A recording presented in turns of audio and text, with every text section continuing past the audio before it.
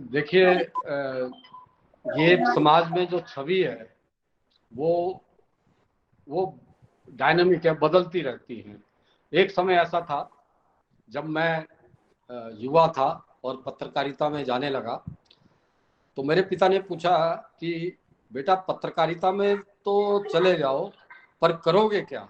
अर्थात पत्रकारिता तो करोगे मगर जीवन यापन कैसे करोगे?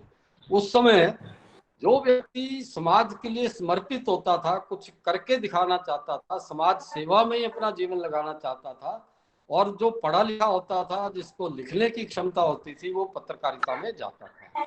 उसको समाज में वो स्वीकार्य था।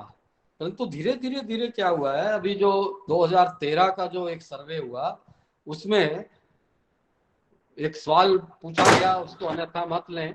पूछा गया कि अगर आपके यहाँ पुत्री हो तो आप किन लोगों के, किस प्रकार के वर के साथ विवाह करवाना चाहेंगे और किस प्रकार के वर के साथ विवाह नहीं कराना चाहेंगे? तो उस समय भारत देश में लगभग 46% लोगों ने कहा कि हम किसी पुलिस वाले के साथ विवाह नहीं कराएंगे, और लगभग 40% लोगों ने कहा कि किसी पत्रकार के साथ विवाह नहीं कराएंगे। ये छवियां बदलती बिगड़ती रहती हैं, और फेक न्यूज के कारण से कहीं हमारी पत्रकारिता की छवि बिगड़ी है।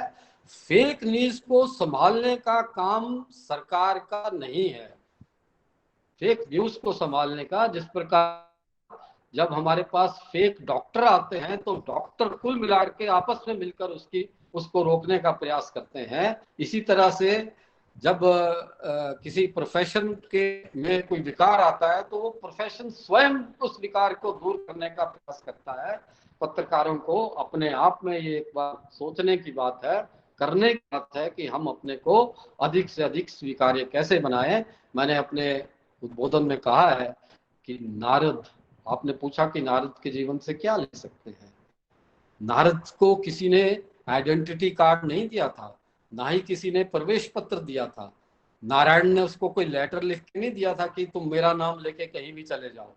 वो उनका जो परफॉर्मेंस था, उनकी जो कार्य प्रणाली थी, उनकी जो कार्यशैली थी, जो उन्होंने कार्य किया था, उसके कारण से वो रावण के शयन कक्ष में भी चले जाते थे।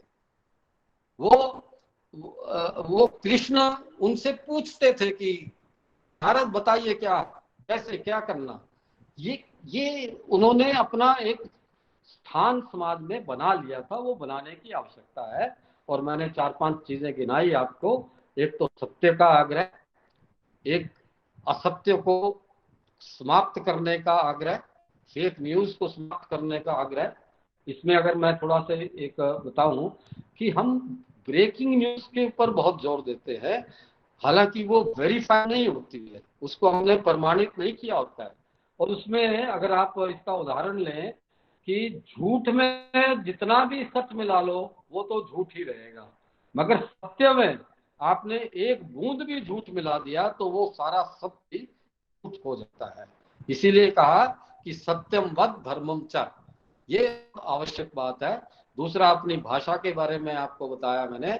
भाषा स्पष्ट, सरल और सीधी सादी होनी चाहिए। एक भाषा के दो शब्द नहीं, दो मीनिंग नहीं होने चाहिए। चटपटी भाषा बनाने की आवश्यकता नहीं है। चटपटी भाषा से कोई मीडिया बिकता नहीं है। आज के टेलीविजन के माध्यम में हमको समझना पड़ेगा, एक बात को बार बार बोलने की आवश्यकता नहीं है। एक बार बोलता है कि चार दुर्घटना में 4 लोग मरे, फिर कहेगा 4 लोग दुर्घटना में मरे, फिर बोलेगा कि मरे 4 लोग दुर्घटना में, और फिर जो फील्ड से रिपोर्टर है वो भी इस बात को 2-3 बार बोलेगा। ऐसा लगता है कि कई बार हमारा पत्रकार हम लोगों को कहीं ना कहीं ऐसा सोचता है कि जो दर्शक और पाठक है वो मंद बुद्धि है। ऐसा ऐसा आभास मत कराइए लोगों को। प्रासंगिक होना भी बड़ा अनिवार्य है। एक विषय वो छूट गया, वो है कितना मीडिया चाहिए, कितनी जानकारी चाहिए, कैसी जानकारी चाहिए, किसको कितनी जानकारी चाहिए, ये भी मीडिया को थोड़ा ध्यान देने की आवश्यकता है।